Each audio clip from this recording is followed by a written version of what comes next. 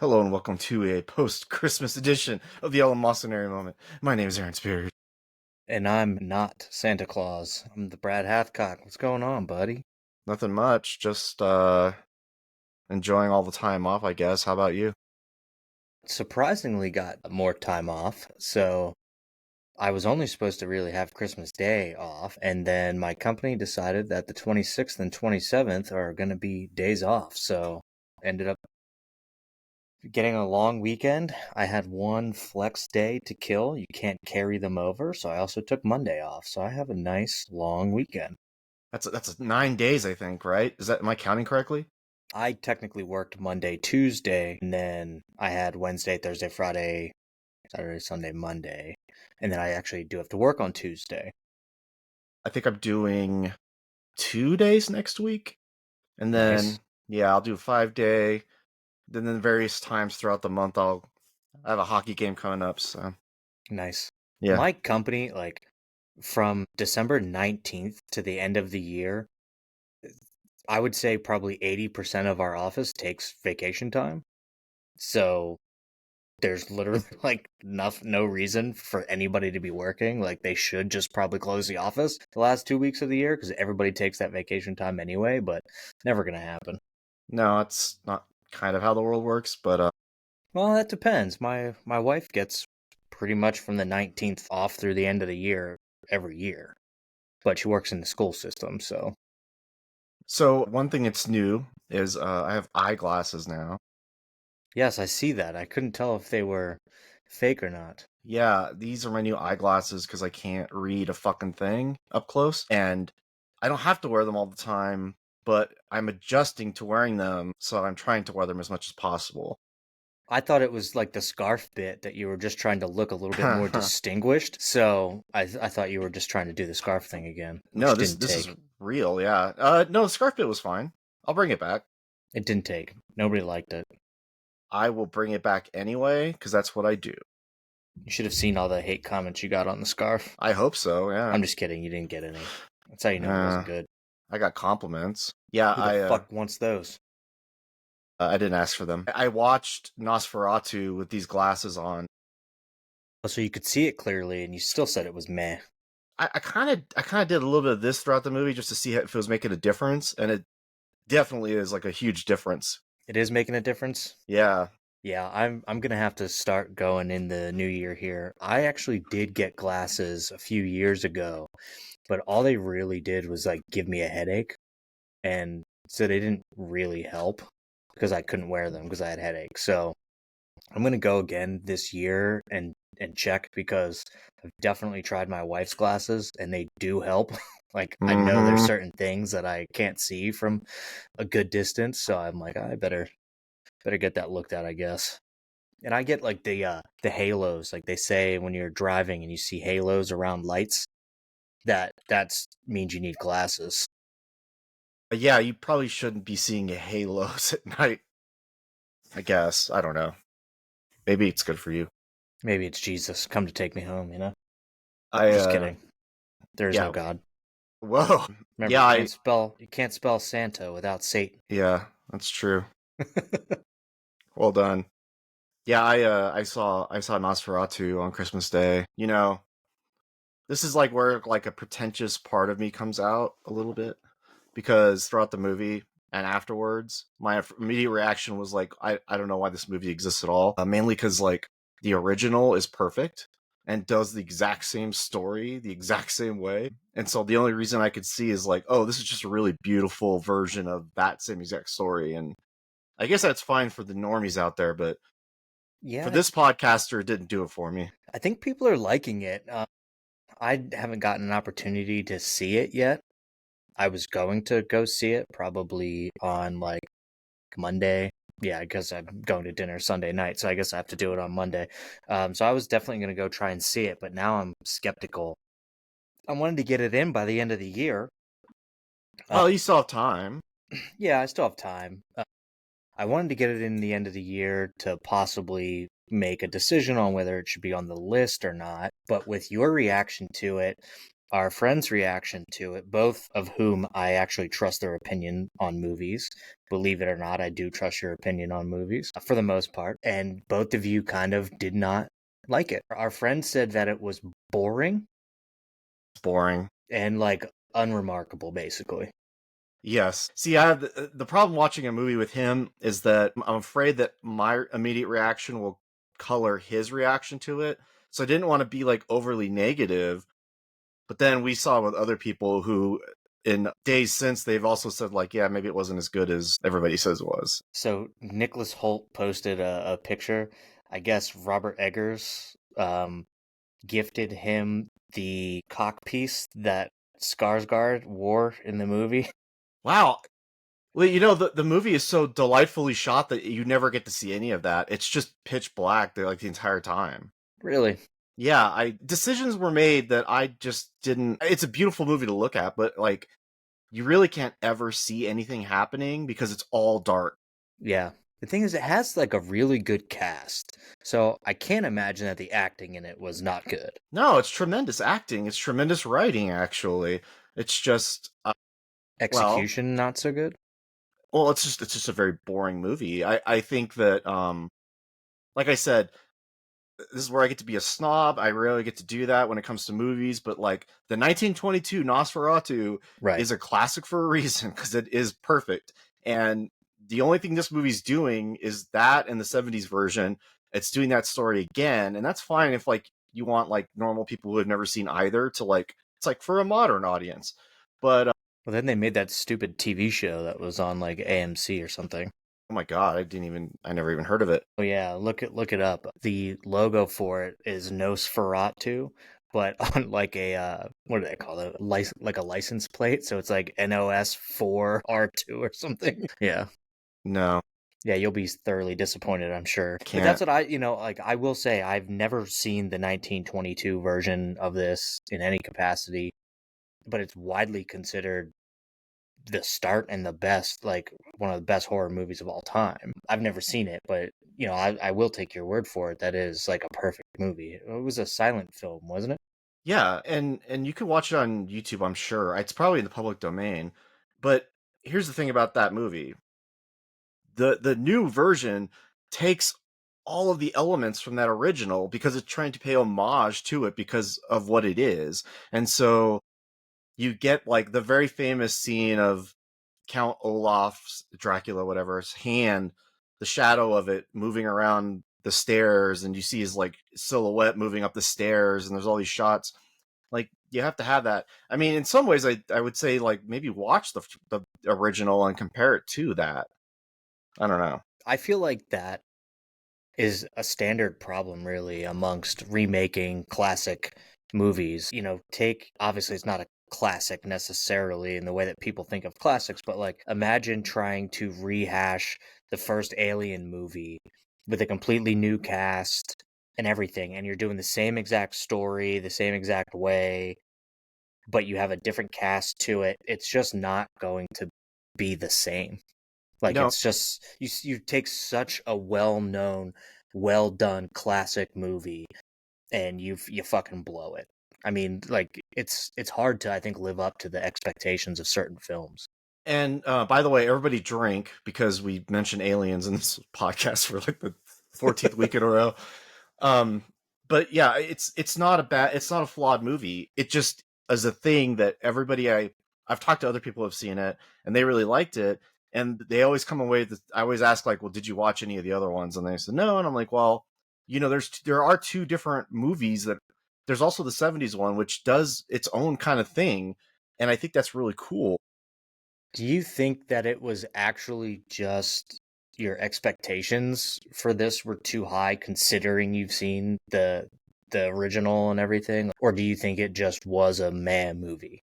Oh, I Like think it's a take if you take the original movie out of the out of the yeah. equation completely, is it a good film standalone? I gave it 3 out of 5 stars on my letterboxd. I think it's totally fine as like a movie, but like there are elements of it that I thought were like huge missed opportunities. Like we have to remember Robert Eggers had made like The Witch, and he made Yeah, some good films. The Lighthouse, and these are original things, and they come from his mind, and that's cool. And then you watch this, and it's like he's adapting something, and Right. it But I lacks think the. that's the problem you get into with you have source material versus original material. That source material gives you a comparable and something to live up to, which again, you won't be able to do if you take any really good, like, classic movie.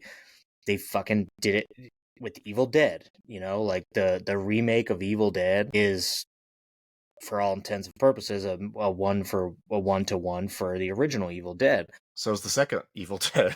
And I liked it personally as a huge Evil Dead fan. I liked it, but is it the original? Absolutely not. So that's the problem, is like you have this source material that you have to compare yourself to, because if you don't, everyone else is still going to. So it's almost like you can't put a fresh spin on it because people are going to hate it. And But that's what I think makes it difficult. let me also throw in Bram Stoker's Dracula, Coppola's version, because I think that also deserves to be in the mix too. That was a movie that isn't, it's like flawed or whatever, but it does a lot of things differently. Like, so for example, in the original movie, the castle kind of plays it's like a character, much like The Substance. That apartment is like a character. We'll talk about that when we do our movie podcast. But in that Bram Stoker's Dracula, a lot of that movie takes place in the castle with Keanu Reeves, and he's just like, "What the fuck's going on?" And like that whole castle is like its own kind of like creepy thing.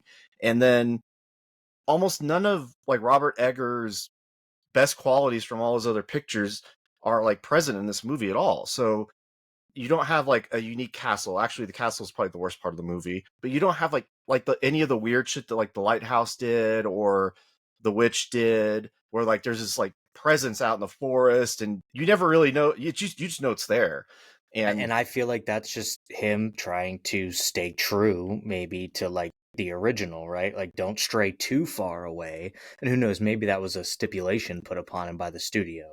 You and I have had at length discussions about Alien 3. Like, the studio version of Alien 3 sucks. And you're like, well, the director's cut, which personally I've never seen, is way better. And I said that doesn't count. yeah. Well, it's because you're an asshole, but it Yeah, does count in my absolutely. mind.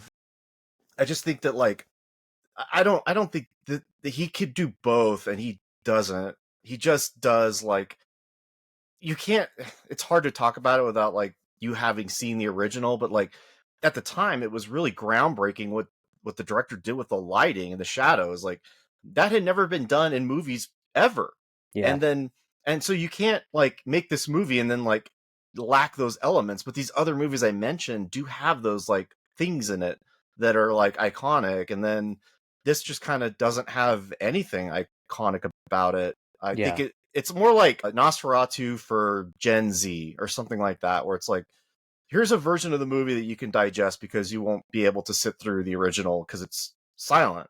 True. But this version doesn't like make it any less interesting than a silent picture, because the film itself is so boring on its own terms. Like that's what's frustrating about it, is like I had the same problem with like a couple other movies in the recent past, but like there was one I just watched with Cillian Murphy, and it was one of the most boring movies I've ever seen. Is that the one with the church? Like, he finds out that they're doing some like kooky shit in Ireland or something? They're not really doing cookie shit. That's part of why it's not very interesting. I'll look up the movie right now just so we get I it. can't remember what it's called, but I Small remember things seeing it. like Yeah. these. I mean that movie moves like at a snail's pace, and nothing happens in it really. And That's a shame because I like Cillian Murphy. yeah, he's great in it. I like I said, I could acknowledge that like performances are great, and they are in that movie. Yeah. But like if it moves as slow as that, like, and you're doing something with Nosferatu, it's like a vampire, and it should be just a little bit more interesting. Like even the Willem Dafoe character, I won't spoil it, of course. I'm sure some people haven't seen it and they would like to. He's like delivering all this exposition, and it's like well done, and it's interesting the way he's just like saying it. Like it's written on the page in a really cool way, but then you're like, you kind of watch it, you're like, this is all just like pointless. Like, what am I Yeah. doing here? That's a shame. Yeah, I mean, I think it's interesting that they had Nosferatu out There was some Frankenstein movie that came out this year. It's like Lisa Frankenstein. It's completely fucking different. And then Wolfman comes out in January, which looks fucking awesome in my opinion. Um, I don't that's mind retelling these stories at yeah. all. Well, I mean, they have to, right? But we've seen the Frankenstein thing play out with what's his face played like Frankenstein's monster, Mary Shelley's like during Mary Shelley's Frankenstein and stuff like that. Like they had a very different take on it, and now it's coming back around. I mean, we saw the Wolfman. I mean, even as I think as early as what 10 years ago with Benicio del Toro as the Wolfman. I think people forget that Jack Nicholson played a werewolf in the movie Moon. A lot of people don't even remember that movie, but it's cool to see these monsters come back around, and they always do every couple of years. So it's always nice to see. This one at least is huge because it hasn't been redone since the '70s. But a lot of these monster movies just keep coming out. Well, the reason why I brought up Bram Stoker's Dracula, because the Coppola version, when Murnau, the director of the original, made his, he couldn't get the rights to Bram Stoker's book, so he based Nosferatu on it. It's literally like the same story. And so it's not like retelling of a Dracula thing. It's like a Nosferatu is like its own weird thing. Right. But yeah, like I don't mind when they do like a new version of the Mummy like that. You know, it's a great version of the Mummy.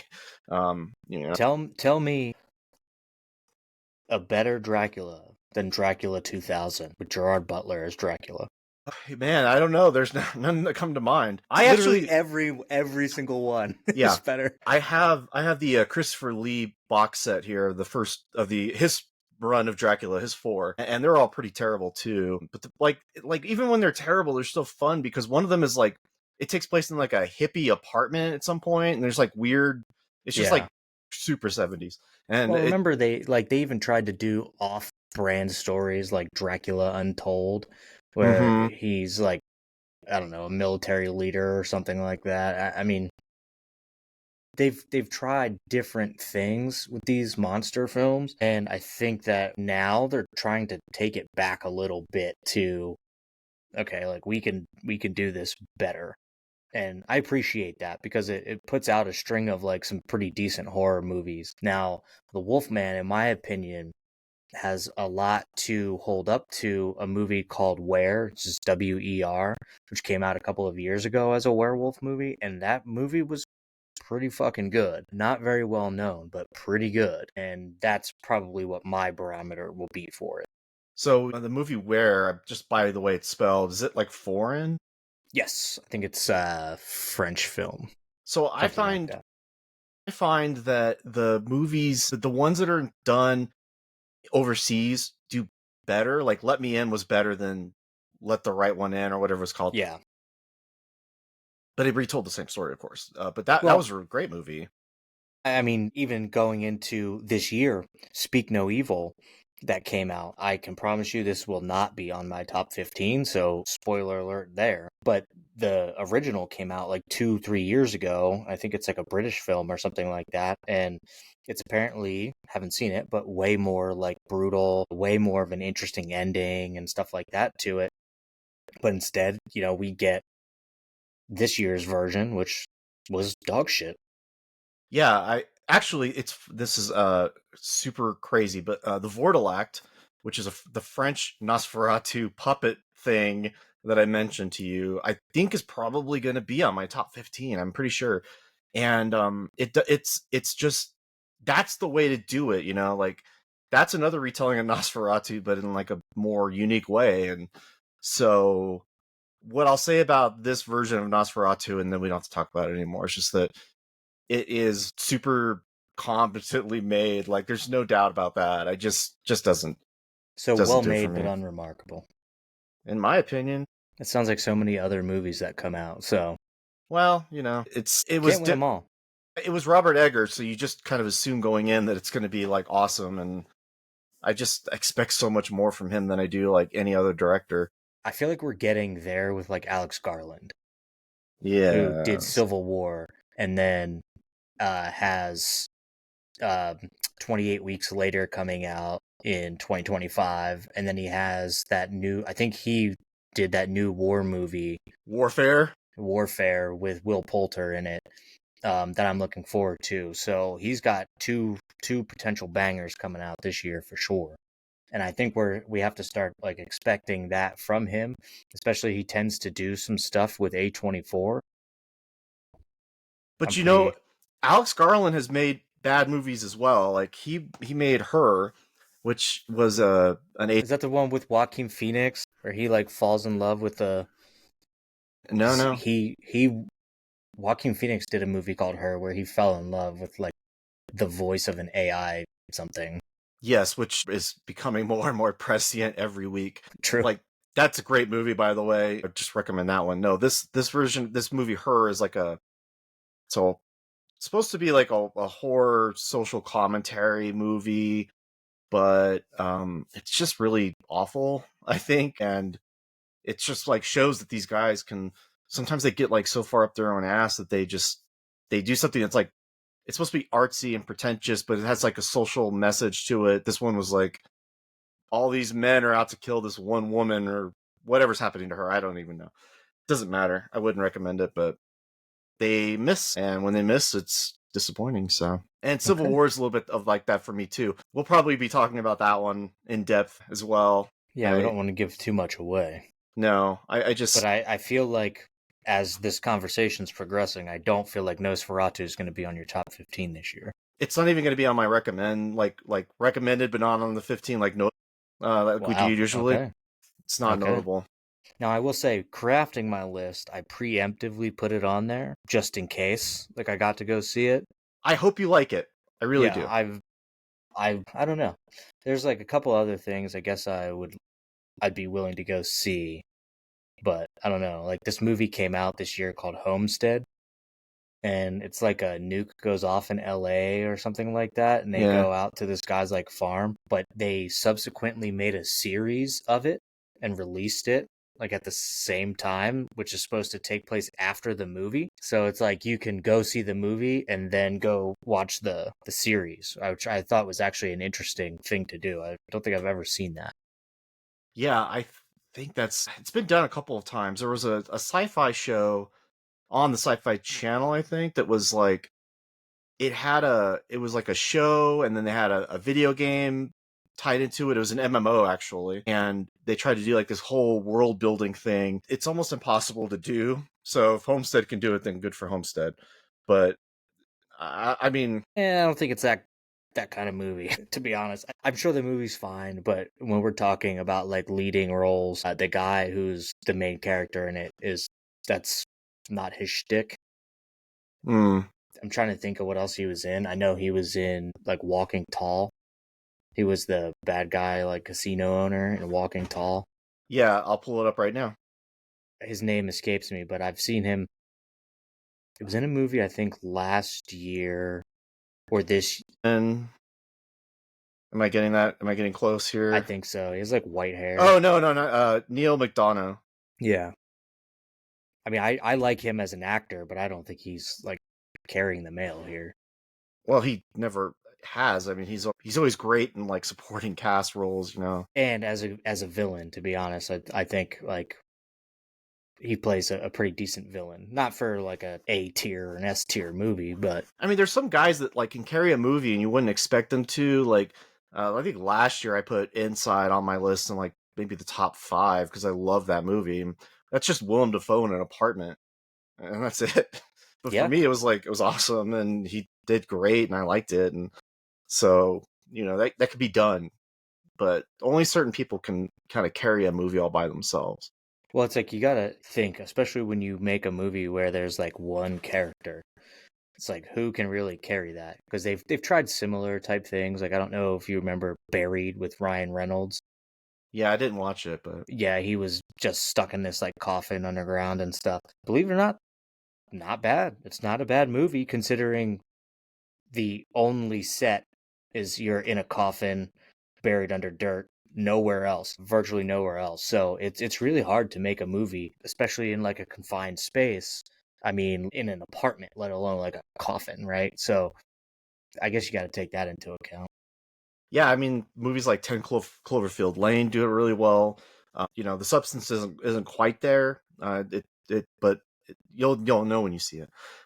I watched it. Yeah, I Okay. watched The Substance. Yeah. Yes, you got like that apartment means so much to me, and like that Mm. is that, and then 10 Cloverfield Lane, The Bunker. You know, there's a movie that came out some years ago with Mark. I forget his last name. We're just not going to remember names here, but it was about a guy it was a tailor in like these Chicago, and it's the whole movie is in his shop in the front, the shop in the back where he does all the where he Work. makes the Yeah. clothes, and then there's like another room in the behind that, and he's like tied up with gangsters and stuff, and the whole movie is in those three locations, and it's awesome. And so I like movies when they do It it. can be done well. Yeah, and I think when it gets nailed, it's like that's a really good movie. Mark Rylance is the actor's name. So yeah, um, we could just talk about movies. I guess I just I mean, Christopher Nolan is announced his next movie is The Odyssey, which is the cast looks I awful. didn't see that. I didn't see that. Yeah, he said he's going to do The Odyssey. It'll come out in 2026. Like legitimately. Yeah. Let me pull up the cast for you. He did say something that was like Greek, right? So Yeah. I guess that makes sense. Hey, let me pull Oddly up the. enough, I actually read that book. Man, I I should. took a course in college called Great Books as like an English course, and that was one of the books we had to read. I mean, in retrospect, we also had to read the Bible, but from like a historical perspective, not a religious perspective. The Bible is there's a lot of like how to do things in life in that's like that's why it was so important, because it like how do you cook meat and It's not get number sick. one book sold of all time. So Yeah, the cast for this new Odyssey movie. This is why I was kind of down on the idea of it. He cast Matt Damon, Tom Holland, Anne Hathaway, Zendaya, Lupita Nyong'o, Robert Pattinson, and Charlize Theron. It's like, what? I don't mind the. Yeah, I don't know. Because, like, obviously we're talking Greek here, right? And Matt Damon surprised me in The Last Duel being able to pull off a movie like that because I didn't think that was in his repertoire at all. Like, that time period piece is not his thing necessarily. That's not like a modern time period. So I don't want to completely count him out because who would have thought that Brad Pitt as Achilles would have been the best part of that movie in Troy?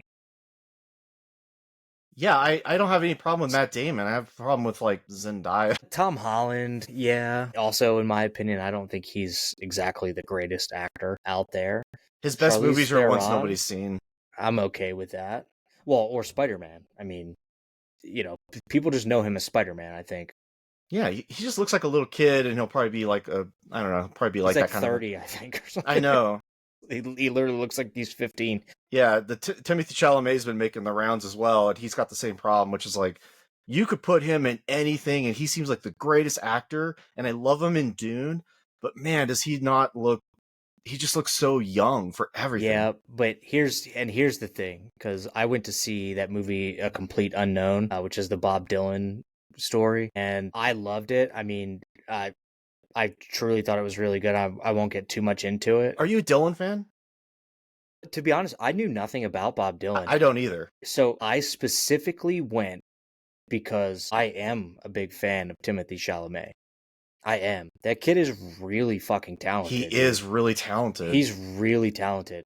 And not just, I mean, outside of Dune, he is exceptionally talented. Like, I am not the biggest fan of musicals, as we know here, but him doing Willy Wonka was actually the most tolerable Willy Wonka movie I've seen, probably ever.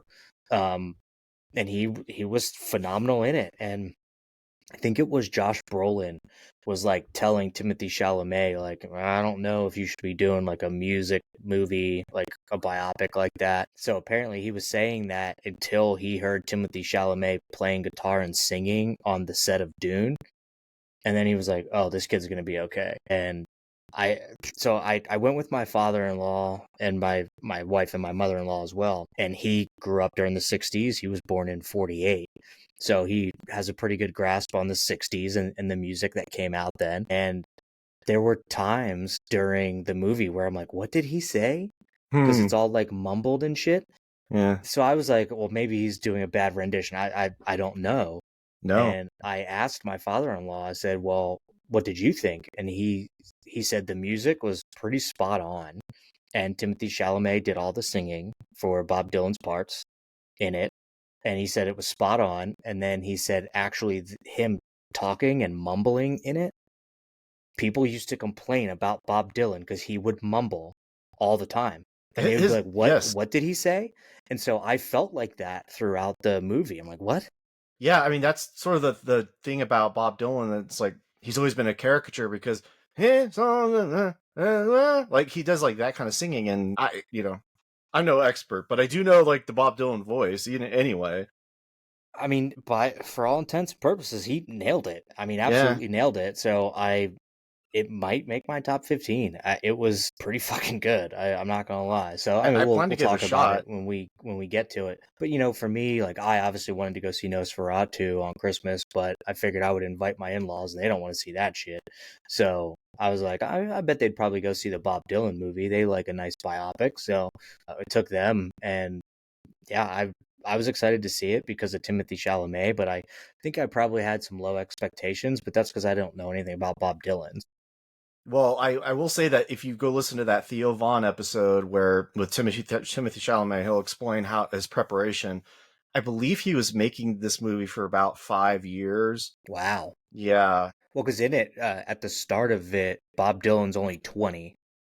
So it makes sense since he looks, I mean, I don't even think he's 30 years old yet. So, but even the prep, like he talks about how like he got a voice coach and they worked on it for so long to get everything right, and that he wanted to do just a really like I feel like Joaquin Phoenix in Walk the yes, Line. yes. So, hilariously enough, my wife and I last night watched Walk the Line because in the Bob Dylan movie, A Complete Unknown, they reference to Johnny Cash specifically.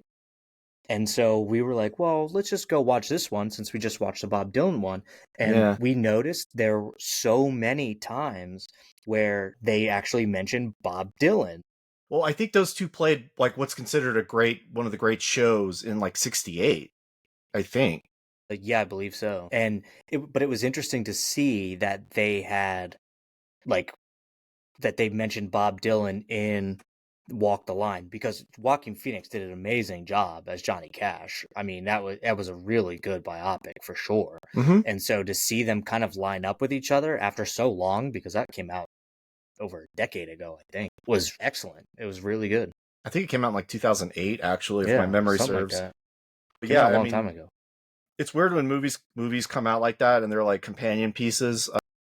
There's a couple that aren't coming to mind right now, but like oh, if you watch this, you should watch this because they're Right. kind of the same. Well, and Oh, unintentionally because they do have Johnny Cash in A Complete Unknown, and they show him. And the first time they show him, I started laughing, and I said to my wife, I said that should have been Joaquin Phoenix. He should have come back and done Johnny Cash like yeah. in this movie because I thought it would be funny. And then that actually played out while we were watching, the Joaquin Phoenix Walk the Line because I was like, that just reiterates that he should have been in that movie, but I guess he probably looks too old at this point. Reese Witherspoon is also like really good in that movie. Yeah. Yeah, she is. The movie. Oh, I was say the Dunkirk and the other movie that came out that year about Churchill. Those are also like I The forget the name of Darkest Hour. The Darkest Hour. Like I would say like to anybody watching either of them, I'd say like watch them both because they fit so well together, even though they're completely different movies. Anyway, Well, because I'm sure he references Dunkirk in it. yes, he does. Yeah, they take place at like the same exact time. I mean, they're basically going like, okay, we got to get our soldiers off the beaches, and then in the other movie, you're like, oh, this is him like politicking about the Yeah. war. It's not, in my opinion, Dunkirk's like the best movie of of the 2010s. So I'm like totally biased. I think it's way better than than the other one, but together they make like a compelling story about that Yeah. one specific time. Yeah, I agree. And then in this year, Ungentlemanly Warfare came out. Now there wouldn't be a reference to it in Darkest Hour because the story of Ungentlemanly Warfare was just declassified like not too long ago after they would have made Darkest Hour and Dunkirk. So, but that had everything to do like that. the Ministry of Ungentlemanly Warfare was basically like a black ops team for Churchill, and that he was like nobody else, like the rest of the government doesn't even know about these guys. Yeah, and they show a photograph of the real team at the end of that movie, which is really cool. I didn't like that movie, but I didn't know about the story. I mean, it's like, wow, this is crazy. Yeah, I watched The Order as well, and I We don't know, both did. did you like We it? have to save that one. I loved it. We have to Okay. save that one. All right, cool. Just because I was thinking because of the Nazis or whatever. Like, Yeah. speaking of Nazis, I don't want to get too far into that one. I really enjoyed that one. It fuck, might make the man. list this year. It was fucking good. Man, that's a great movie. Okay, we'll talk about And that. considering nobody fucking knew that movie was coming out. Okay, I didn't see one trailer for it or nothing. I only heard about it from you. That's the only reason I watched it. And I wasn't even gonna say anything to you about it because I was thinking if this goes on my list, I want to blow him away with one where he's like, I don't even know what that is. Yeah, I would love for you to do that. You shouldn't have dropped that one because I watched it. And also, no movie has had more cigarette smoking in it ever before, I think. Oh my god, yeah. Every scene. Every scene. I also watched Gladiator 2 over the holiday break, and I think you should still watch it, even though what I told you was probably I'm anti-Brad. going to, for sure. I have to, right? It's gory. It's got cool stuff. Which is why I'm going to watch it. I know going into it that it's just not going to hold a candle to the original. So I just have to go based off of that. It's not going to be as good as the original. Yeah. And it's going to get a little ridiculous because they just do more ridiculous shit now in movies than they do before, or than they did it back when Russell Crowe was in Gladiator 1. So, and Gladiator 1 was good. I mean, definitely one of the best movies of that year. I mean, it won Best Picture that year. Yeah, which is odd for a movie like that because it was fairly violent and bloody. So for that to win Best Picture, I guess pretty odd, but Well, we should look up what movies came out that year that were nominated, because I'm sure it was probably the best movie amongst like a sea of mediocrity. Sort of like a Moonlight situation where Moonlight wins Best Picture, but nobody's ever seen it. Nobody will ever see it. yeah, I haven't seen it. Yeah, and I wouldn't recommend seeing it because it wasn't the Best Picture that year. I think that's an A24 film, isn't it? Yeah, it was like they're one of their first ones, actually. Maybe we have to go back and watch it. I don't know. We're A24 stands here on this podcast, so Yes. I don't know. Well, I listen to some of these movies podcasts where they do. We should do this, I think, more often, where we like deep dive a film together.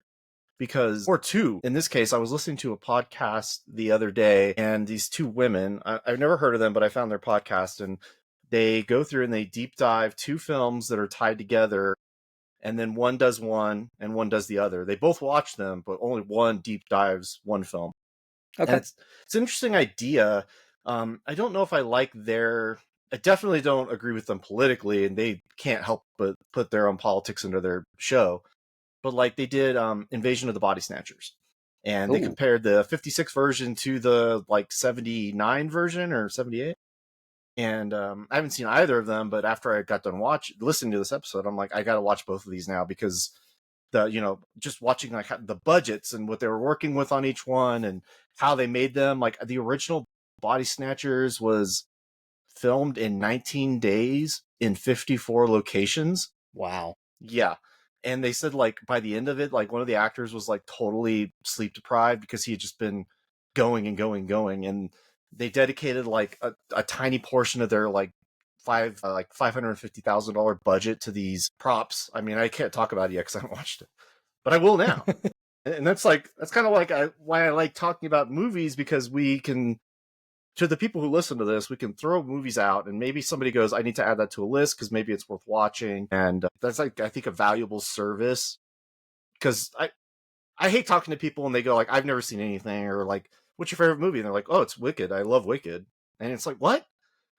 That just came out. What are you talking about? You haven't seen anything? Like, did you see the original Wizard of Oz? Like, no. Okay. Like these are conversations I have regularly, and I'm like, how can you watch and enjoy this and not want to go watch things that came before it?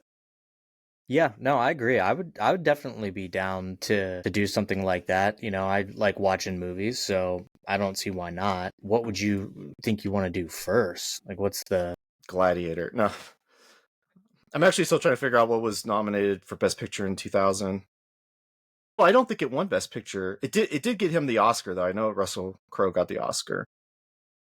He's actually a fairly underrated actor.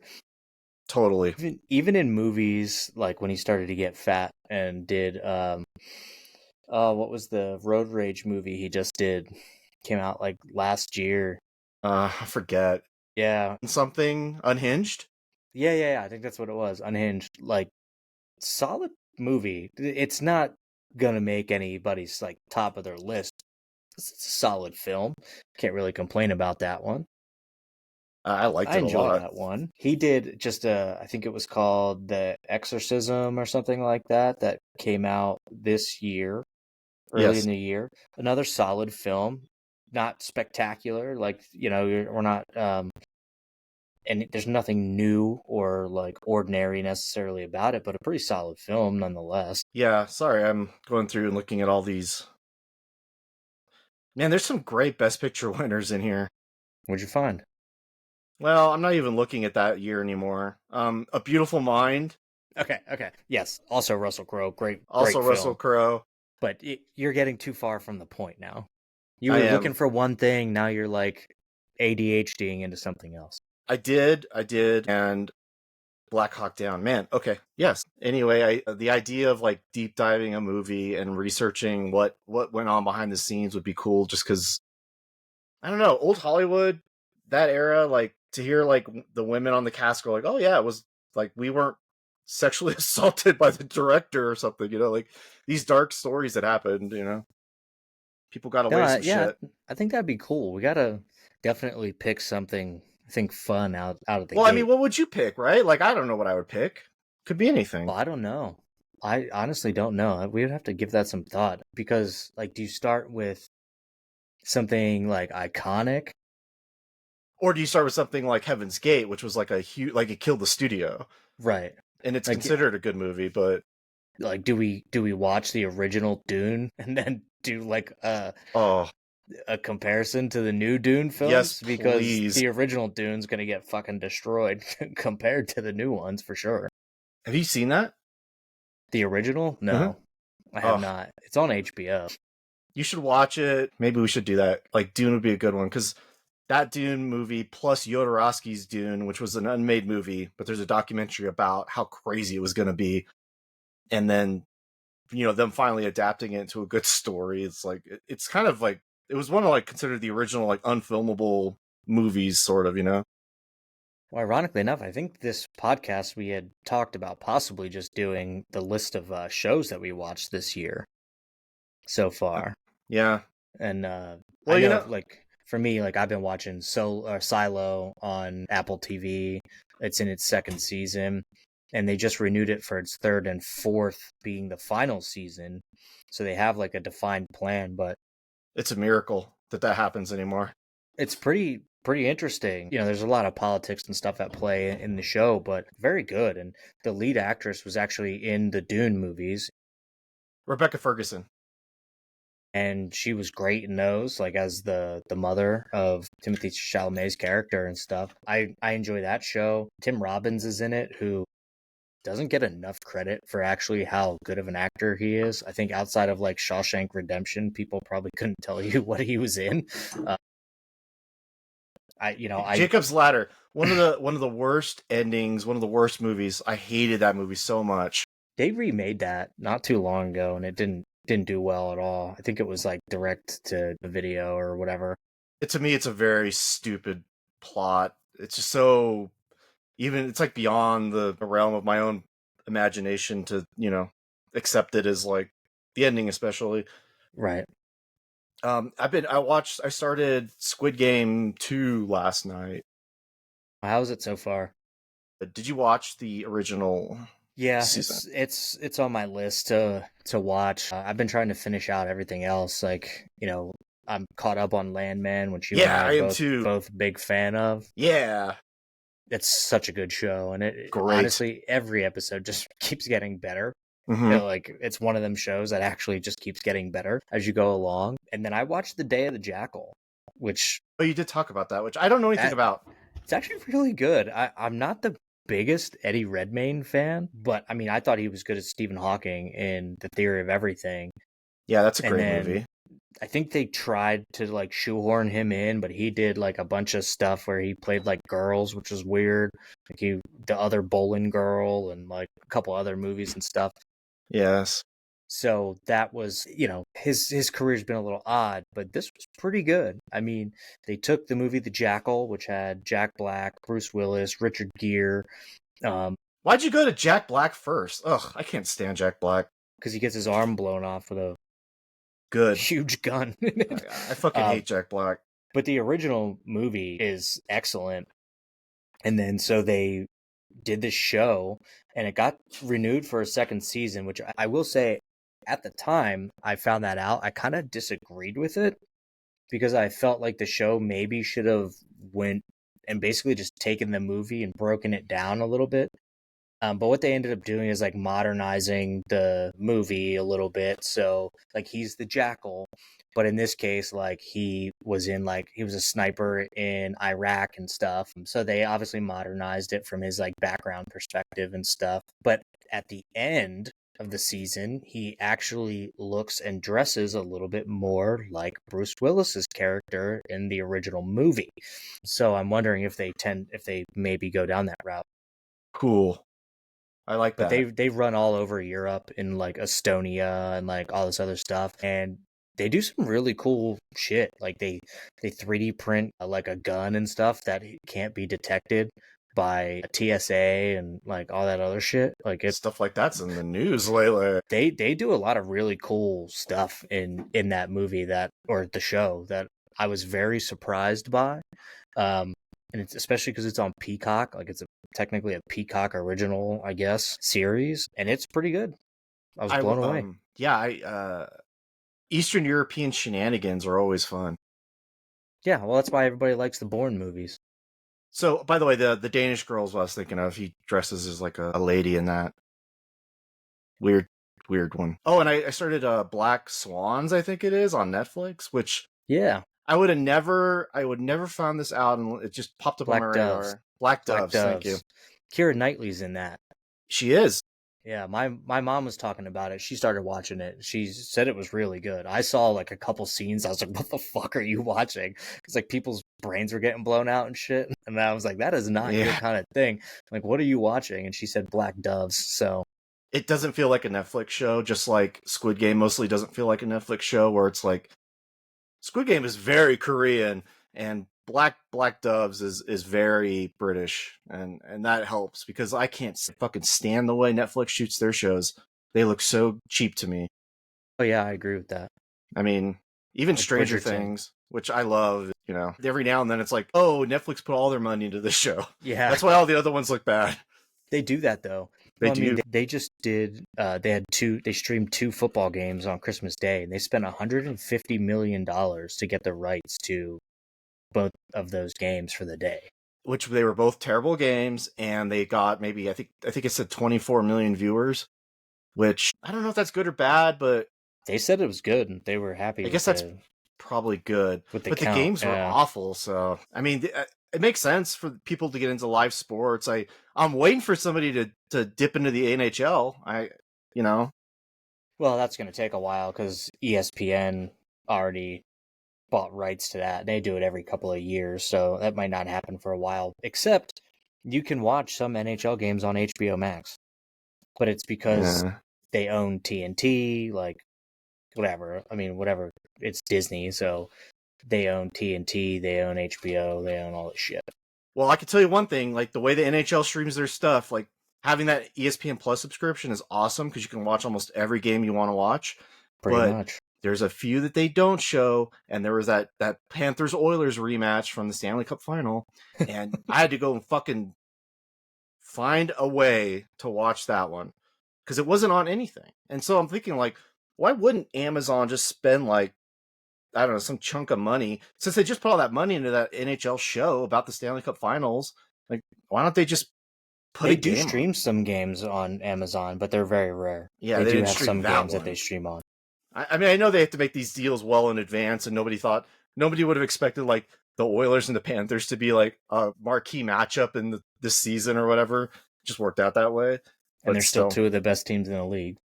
yeah. And that was a great game. Oh, it was so fun to watch. Mostly because the Panthers won, but it was awesome. Anyway. Which, speaking Well, of, so Christmas just passed. okay, You and I exchanged some gifts. we did. I opened mine already, which we're going to do our show and tell now. I didn't wrap them, and I didn't intend them to be Christmas gifts at the No, time. but it They were just just happens that way. gifts for Brad that I thought of you. One of my favorite shirts that I got for Christmas, the Mona Lisa with a face hugger on it, because we talk about Alien every fucking episode. And this is one of my favorite shirts to wear. You'll be seeing that on the podcast again, for sure. I saw that shirt, and I was like, "Fuck, man!" I love it because it's pretentious and stupid at the same time. So it's like, oh, I got the Mona Lisa, you know. By the way, for listeners, it's painted like the Mona Lisa, so the face hugger is very like painted-esque as well. It's beautiful. And then obviously you got me some other stuff, which I also like, some stickers, things like that I can walk around town and slap them on stop signs and shit. You know, I get so many Some stickers hot pepper because grinders. all of my nerd shit comes with stickers every time I order something, so I just accumulate them throughout the year. You were just unloading them on me. Got it. I give them to everybody all the time. But you got me something too, and I'm going to unwrap it all, but you got me this sick-ass Dolphins bag with the old retro logo you can thank on my it. wife for that. She found that. This thing is sick as fuck. I love it. It's so cool. And you don't see it in like such good shape, so that's awesome. But should we do a little unwrapping now? Yes, because I have from my wife a gift specifically to open on the podcast. I have no fucking clue what it is. All right, well, let me begin because I've got more than you. Shit. Should we even talk about this on the podcast? Absolutely. Policing Saigon, a book. Jesus. Oh no. Oh wow. I just opened up the part 4 of it. It's titled Prostitutes. Fantastic. Okay. I figured since you are a history buff, that would be a good book for you. It is Probably perfect something for me. you've never read before. So. No, I've never. I know very little about Saigon. I know it all from Born to Kill. Anyway, okay. Couple VHS movies. Oh, cool. So yes, Stalag 17. Great World War II movie. Very good movie. I was not sure if you had ever seen that before. I'd never even heard of it. Oh, it's excellent. It's very good. I highly recommend you watch it. Do you have it? Not in VHS copy. I have it digitally. Adding to the collection. And The Guns of Navarone, which I have never seen. That's a World War II movie as well. Yeah, that's actually a pretty big one, actually, to have not seen, in my opinion, I think. Well, now I have a reminder to watch it. You want to do yours now? You had a couple other things in there. Yeah, okay. You found some weird shit, dude. Yeah, Stalag 17. Gotta watch it. What do we got here? The history of the Miami Dolphins. This will be so depressing. The ultimate gag gift. This will be so depressing to watch. This one's a DVD.